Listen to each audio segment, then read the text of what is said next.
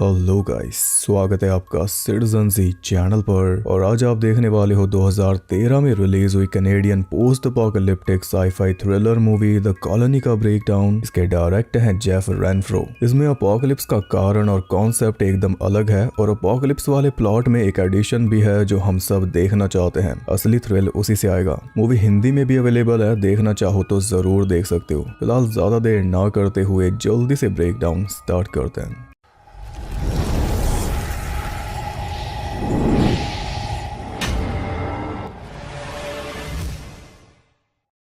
Movie based है 2045 में, जब धरती पूरी तरह बर्फ की मोटी परत के नीचे दब चुकी है, यानी एक नई आइस एज आ चुकी है जिसे खुद इंसान लेकर आए। ग्लोबल वार्मिंग बढ़ने के कारण अर्थ का क्लाइमेट बहुत ज्यादा गर्म हो चुका था, तो क्लाइमेट को कंट्रोल करने के लिए इंसानों ने बड़े बड़े क्लाइमेट मॉडिफिकेशन टावर्स बनाए और धरती पे हर जगह उन्हें लगाना शुरू कर दिया ताकि अर्थ के क्लाइमेट को फिर से सुहाना बनाया जा सके। मतलब कि सर्दी बढ़ा के, गर्मी को दबा के एकदम बढ़िया पैराडाइज बन जाए पूरी धरती पे हर जगह। इंसानों ने टावर्स बनाए ताकि जीने में फिर से मजा आ सके, लेकिन इन टावर्स ने उल्टा इंसानों का जीना मुश्किल कर डाला। टावर्स ने ऐसा मौसम बदला कि भारी तूफान के साथ बर्फ पड़ने लगी और फिर कभी रुकी ही नहीं। उस बात को कई साल बीत चुके हैं, टावर्स भी बंद पड़े हैं, ऑपरेट करने वाले भी नहीं बचे, मगर वो ब्लेजर्ड आज भी थमा नहीं है। बड़ी बड़ी बिल्डिंग्स के बराबर बर्फ धरती के ऊपर चढ़ चुकी है और कंडीशन ऐसी एक्सट्रीम है कि सरवाइव कर पाना नामुमकिन है। इसलिए मेजॉरिटी इंसान इस आइस एज में खत्म हो गए। जब पानी जम गया, मिट्टी सारी ढक गई, तो खाना भी नहीं उगा, हरियाली सारी खत्म हो गई, बीमारियां ऐसी फैली जिनसे बचा ही नहीं गया, और सर्दी इतनी हार्श जो इंसान कभी झेल ही न सके। इन सब के प्रकोप की वजह से इंसानी आबादी सर्वाइव नहीं कर पाई। सिर्फ कुछ चुनिंदा लोग बच पाए जो टाइम रहते किसी न किसी बड़े शेल्टर में जाकर छुप गए। छोटे मोटे घर तो सारे ढक गए, पर जो बड़े बड़े स्ट्रक्चर्स थे जैसे कि factories, warehouses, bunkers, facilities, उन सब के अंदर इंसानों ने शरण ली और वहीं पे बना ली अपनी कॉलोनीज। जो भी बची कुची आबादी है वो इन्हीं कॉलोनीज में रहती है, और ये कॉलोनीज भी बस गिनी चुनी है। इनकी पहचान की जाती है इनके नंबर से, जैसे कॉलोनी 1, कॉलोनी 2। इंसान इनके अंदर रह के सर्दी से तो बचते ही हैं, पर साथ में वो सब काम भी करते हैं जो पहले बाहर किया करते थे, जैसे बच्चों को पढ़ाना, लिमिटेड स्पेस और रिसोर्सेस में सब्जी उगाना, लाइफ स्टॉक पालना, खेलना कूदना, वो सब कुछ जो एक कम्युनिटी के लिए जरूरी है। पर मेन बात तो यह है कि जो छोटे बच्चे हैं उनके लिए यही नॉर्मल लाइफ है। उन्होंने बर्फ के अलावा कुछ देखा ही नहीं। पहले दुनिया कैसी थी उन्हें नहीं पता, पेड़ कैसे होते थे, नदियाँ, रेगिस्तान, खेत और सूरज भी एक चीज हुआ करती थी, उन्हें पता ही नहीं है। उनके लिए यही नॉर्मल है, एक छोटी सी स्पेस में सिमट के रहना। मतलब जो लाइफ हम आज जी रहे हैं वो लाइफ उनके लिए स्वर्ग की कल्पना है। नीला आसमान होगा, उसमें पक्षी होंगे, धूप खिली होगी, सुहानी हवा होगी, बहता हुआ पानी होगा, घूमने के लिए हरे मैदान होंगे। कोई दुनिया ऐसी भी होगी। माँ बाप ने तो देखी है, मगर बच्चे इमेजिन भी नहीं कर सकते। उनके लिए तो किसी मिथ के बराबर है। खैर, हर एक कॉलोनी का कोई ना कोई लीडर है जो उस कॉलोनी को चलाता है, सारे रिसोर्सेज को मैनेज करके और सभी लोगों के लिए रूल सेट करके। और ये कॉलोनीज आपस में कांटेक्ट करती हैं रेडियो के जरिए, क्योंकि फोन वगैरह तो बचे नहीं। कॉलोनी 7 को चलाते हैं 2 सोल्जर्स, ब्रिक्स और मेसन, जिनमें ब्रिक्स की ज्यादा चलती है और लोग भी उसे ज्यादा रिस्पेक्ट करते हैं। कॉलोनी 7 की खासियत यह है कि इनके पास सीड्स हैं। ये लोग बीज जमा करके रख रहे हैं ताकि जब भी कभी ये तूफान रुकेगा, सूरज चमकेगा, बर्फ पिघलेगी, तब ये इन बीजों को मिट्टी में डालकर दोबारा से धरती को हरा करेंगे और इंसानी सिविलाइजेशन को फिर से नॉर्मल की तरफ लेकर जाएंगे। टमाटर का भी एक एक बीज जमा करते हैं, वैल्यू इनसे पूछो। मुर्गी और रैबिट्स भी पालते हैं मीट के लिए, लेकिन अब रैबिट्स के बच्चे भी मरे हुए पैदा हो रहे हैं क्योंकि उन्हें खुद पोषण नहीं मिल रहा। उनसे लेंगे तो तब जब उन्हें देंगे। सिर्फ 12 रैबिट्स बचे हैं, जिनमें सिर्फ एक ही फीमेल है, मगर एक भी रैबिट उसके साथ मीटिंग नहीं कर रहा। रैबिट्स भी बच्चे पैदा नहीं कर रहे। अब सोच लो दुनिया कहाँ आ चुकी है।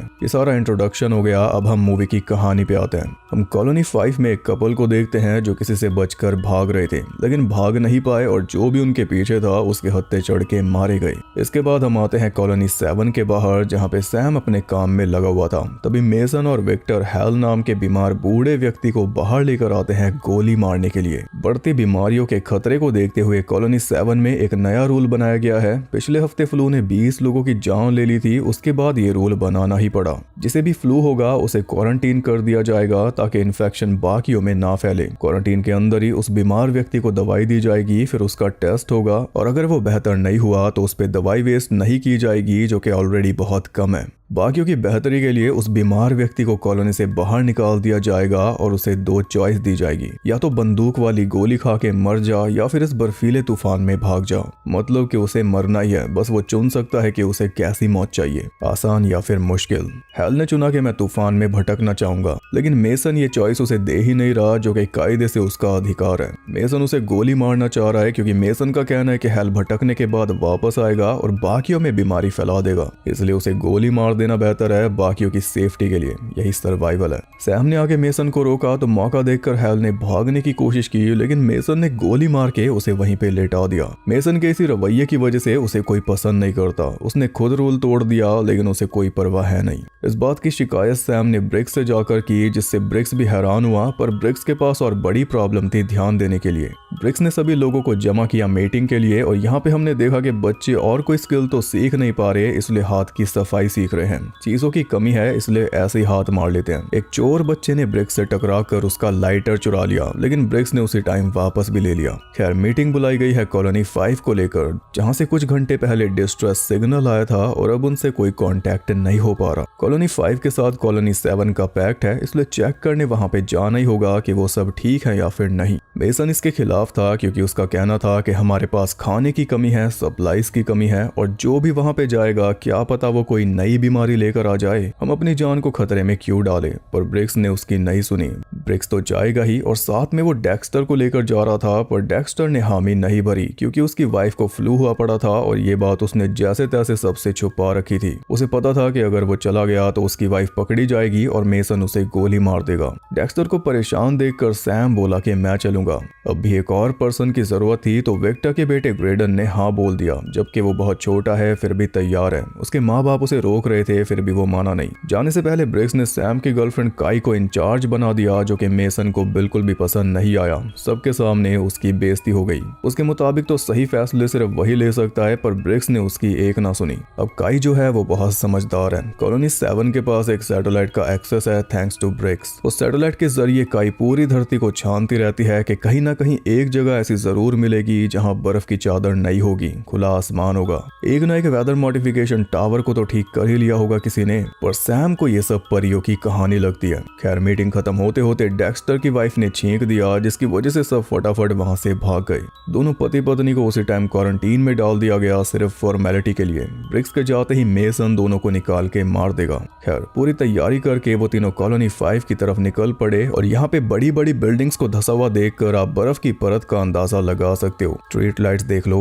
रास्ते में वो वेदर मॉडिफिकेशन टावर भी देख पाए, जिनका साइज ह्यूज है। और ग्रेडन के लिए तो ये अलग ही दुनिया थी। वो कभी कॉलोनी से बाहर नहीं निकला था, कॉलोनी में ही उसका जन्म हुआ था, इसलिए वो एक्साइटेड था बाहर जाने के लिए। आगे उन्हें एक ब्रिज पार करना था, जिसकी हालत बहुत खस्ता थी, फिर भी जैसे तैसे कूद काद के उन्होंने पार कर लिया। और पार करते ही वैन के सहारे उन्हें एक आदमी की बॉडी मिली, जिसके हाथ में गन थी। वैन के अंदर थी उसकी वाइफ और बेटे की बॉडीज।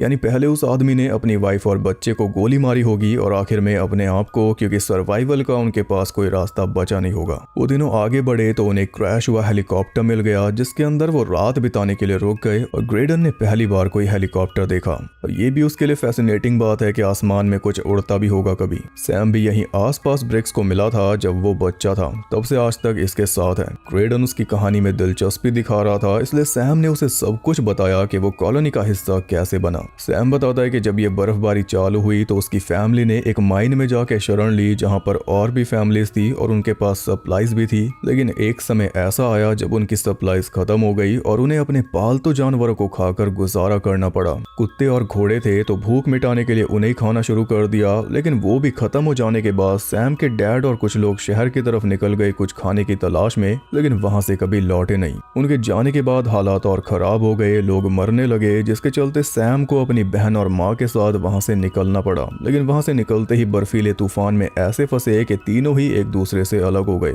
उसके बाद सैम ने कभी अपनी माँ और बहन को नहीं देखा, ऐसा सैम बता रहा है। लेकिन आज भी इसे नाइटमेयर आता है, जिससे हमें कुछ पता चलता है। इसके नाइटमेयर के जरिए हम पता कर सकते हैं कि सैम को इसकी माँ दिखी थी, लेकिन डेड, और बहन कभी मिली नहीं थी। छोटी सी उम्र में सैम अकेला तूफान में भटक रहा था, तब ब्रिक्स को मिला था। ब्रिक्स ना होता तो ये भी कब का मर चुका होता, इसलिए ब्रिक्स की इतनी इज्जत करता है। खैर, अगले दिन वो आगे बढ़ते हुए कॉलोनी 5 तक पहुंच गए, जिसका एंट्रेंस एक बड़ी सी चिमनी से था, और एंट्रेंस के बाहर ही बहुत सारा खून फैला हुआ था। खून देखकर ग्रेडन के हाथ पैर फूल गए। वो अंदर ना जाने के बहाने बनाने लगा, लेकिन साथ रहना ही बेहतर चॉइस थी। चिमनी से होते हुए तीनों नीचे पहुंचे तो पूरी कॉलोनी एकदम सुनसान पड़ी थी। उन्हें तो 50 लोग चाहिए थे, लेकिन उन्हें एक भी पर्सन नहीं दिखा तो सिर्फ खून। जहां जाते वहां खून मिलता, लेकिन लाश एक भी ना मिलती। न जाने ऐसा उस कॉलोनी में क्या हुआ था। तीनों एकदम अलर्ट थे कि तभी उन्हें कुछ आवाज आने लगी, जैसे कोई दरवाजा नॉक कर रहा हो, यानी कोई ना कोई अभी जिंदा है। आवाज को फॉलो करते हुए सप्लाई रूम तक पहुंचे, जिसका दरवाजा अंदर से बंद था और बाहर से दरवाजे को देखकर साफ पता चल रहा था कि दरवाजा खोलने की पूरी कोशिश की गई थी। अब ग्रेडन पछता रहा था कि मैं अपने माँ बाप की सुन लेता तो अच्छा होता। सैम को लॉक पिक करना आता था, इसलिए मिनटों में उसने दरवाजा खोल दिया। बड़ी सावधानी से अंदर गए तो अंदर उन्हें एक आदमी की लाश मिली, मगर पास जाने पर पता चला कि वो जिंदा था, बस भूख प्यास के मारे सूख चुका था। जागते ही सबसे पहली बात उसने ये बोली कि दरवाजा लॉक करो, तो ग्रेडन ने जल्दी से दरवाजा लॉक कर दिया। उस आदमी का नाम था लेलन और वो बहुत ज्यादा घबराया हुआ था। सैम ने उसे खाना और पानी दिया, तब जाके वो थोड़ा शांत हुआ और ब्रिक्स ने उसे बता दिया कि हम कॉलोनी 7 से आए हैं तुम्हारा डिस्ट्रेस सिग्नल पाकर। ब्रिक्स पूछता है कि यहाँ क्या हुआ, तब लेलन बताता है कि हमने एक नया एंटीना फिक्स किया था और जब उसने काम करना शुरू किया तो उसकी रीच बड़ी कमाल की थी। उस एंटीना के जरिए हमें एक ट्रांसमिशन रिसीव हुआ था। वही ट्रांसमिशन लेलन ने उन तीनों को दिखा दिया, जिसे देखने के बाद तीनों के होश उड़ गए। वो एक वीडियो मैसेज था जिसमें एक आदमी बता रहा था कि हमने एक वेदर टावर को फिक्स करके 3 मील के रेडियस तक वेदर ठीक कर दिया है। तूफान थम गया, सूरज चमक रहा है, बर्फ पिघल चुकी है और मिट्टी वापस विजिबल हो चुकी है। सारा प्रूफ वीडियो में दिखाई दे रहा है। ये मैसेज उस आदमी ने इसलिए भेजा क्योंकि मिट्टी तो अब उनके पास है, मगर उन्हें चाहिए बीज, ताकि वो फिर से पैदावार चालू कर सके। उसने अपनी लोकेशन बताई, जिसे सैम ने नोट कर लिया और थोड़ा बहुत लेलन से कंफर्म कर लिया। लेलन बताता है कि इस मैसेज को पाने के बाद हमने ग्रुप को भेजा था इस जगह को ढूंढने के लिए, पर यह जगह तो उन्हें मिली नहीं, लेकिन वो किसी और को जरूर मिल गए, जिन्होंने उनका पीछा किया और पीछा करते करते इस कॉलोनी तक आकर सबको खत्म कर डाला। ब्रिक्स उसे कहता है कि तुम अब हमारे साथ चलो, लेकिन वो रूम से निकलने के लिए राजी नहीं था। उसके मन में इतना ज्यादा डर बैठा हुआ था जो कुछ उसने देखा उसकी वजह से। सैम बोला कि तुम्हारे अलावा यहाँ पे कोई नहीं है, तुमने दरवाजा नॉक किया तब हमें पता चला कि तुम यहाँ पे हो, पर यही तो मेन बात है। लेलन ने दरवाजा नॉक किया ही नहीं, मतलब वो लोग अब भी यहीं पर हैं। लेलन जो भी बोले, उन तीनों को तो वापस जाना ही था, इसलिए जाने से पहले वो उस रूम में से जरूरी सामान जमा करने लगे, जिस बीच ब्रिक्स को मिल गई डायनामाइट। सामान जमा करके वो निकलने लगे, तभी उन्हें फिर से वही नॉकिंग की आवाज सुनाई देने लगी। लेलन को जबरदस्ती अपने साथ बाहर निकाल रहे थे, पर उसने ग्रेडन को बाहर धकेल कर दरवाजा अंदर से लॉक कर लिया। उसके साथ और माथा मारने का टाइम नहीं था, इसलिए वो तीनों उस आवाज की तरफ आगे बढ़ गए, क्योंकि आवाज के साथ किसी महिला की चीखें भी सुनाई दे रही थी। आवाज का पीछा करते हुए एक ऐसे रूम में जा पहुंचे जहाँ पे आग जल रही थी। सामने ही एक आदमी चापर से कॉलोनी वासियों के टुकड़े कर रहा था और उन टुकड़ों को नोच नोच के खा रहे थे उसके आदमखोर साथी। ऐसा मंजर था कि वो तीनों पूरी तरह सुन हो चुके थे। अब जाके उन्हें पता चला कि वो नॉकिंग की आवाज नहीं थी, चॉपिंग की आवाज थी। इस कॉलोनी से जो ग्रुप उस वर्किंग वेदर टावर की तलाश में गया था, उनके पीछे पीछे ये कैनिबल्स इस कॉलोनी तक आए और फिर कॉलोनी में रहने वाले सभी लोगों को मारकर अब तक उन्हें खा रहे हैं। बल्कि उनमें से कुछ लोग अब भी जिंदा हैं और ये जिंदा लोगों को भी नहीं बख्श रहे, उन्हें भी जिंदा ही चबा रहे हैं। वही सोच है जो हम पोस्ट अपोकैलिप्टिक दुनिया में कई बार देख चुके हैं कि इंसानों का एक ग्रुप ऐसा होता है जो फिर से शुरुआत करता है, सब कुछ रीबिल्ड करके रहने लायक एक व्यवस्था तैयार करता है। लेकिन वही इंसानों का एक ग्रुप ऐसा भी होता है जो कुछ भी रीबिल्ड करना नहीं चाहता, उन्हें बस खाने से मतलब है, चाहे इंसानों को ही क्यों ना खाना पड़े। ये वो लोग होते हैं जो नॉर्मल दुनिया में भी अंदर से ऐसे ही थे, बस रूल्स रेगुलेशंस या कानून की वजह से औकात में रह रहे थे, पर जैसे ही कानून व्यवस्था खत्म हुई, ये लोग खुल के सामने आ गए और धीरे धीरे अपनी जंगली रूट्स पर वापस लौट गए। खैर, अब वो तीनों बड़ी मुश्किल में पड़ चुके थे। एक उंगली तक हिलाना उन्हें भारी लग रहा था ताकि कहीं कोई आवाज ना हो जाए, लेकिन सांसें जो भारी हुई पड़ी थी उस कैनिबल ने वही सुन ली और मुड़ के वो उनकी तरफ भागा तो सैम ने उसे गोली मार दी। बस फिर सारे कैनिबल्स खड़े होकर उन तीनों के पीछे पड़ गए और उनका एक लीडर भी था, सबसे बड़ा जंगली। सैम और ब्रिक्स तो पूरी तरह अपना बचाव करते हुए वहां से निकल रहे थे, जिस बीच वो कई तरह से कैनिबल्स को मारते हुए चल रहे थे।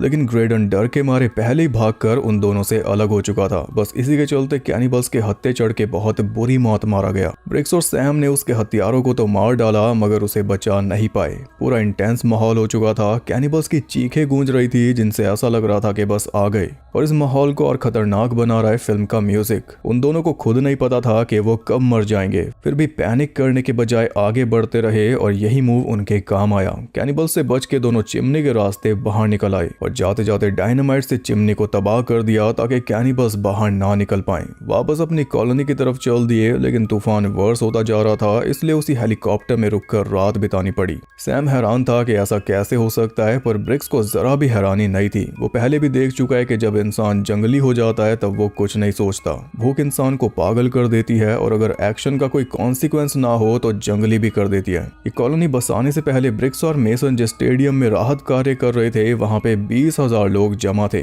पहले सब सही था, सबको खाना मिलता था, बीमारों का इलाज होता था, मगर जैसे ही खाना खत्म हुआ सारे डायनेमिक्स चेंज हो गए। अच्छाई भलाई सब मर गई। जिन लोगों के पास बंदूक थी वो उन लोगों का सामान छीनने लगे जिनके पास बंदूक नहीं थी। फिर जब छीनने के लिए कोई सामान नहीं बचा तब वो निहत्थे लोगों की जान का फैसला करने लगे, कौन जिएगा कौन मरेगा, जस्ट बिकॉज बंदूक के दम पे उनके पास पावर थी। ये सब देखकर ब्रिक्स और मेसन वहां से निकले थे, एक सेफ सोसाइटी बनाने के लिए जहां पर हर कोई एक दूसरे की केयर करेगा, एक बड़ी फैमिली की तरह सब रहेंगे। लेकिन अब मेसन भी धीरे धीरे उसी रास्ते पर चल दिया है जिससे बच के भागा था, हाथ में बंदूक है इसलिए।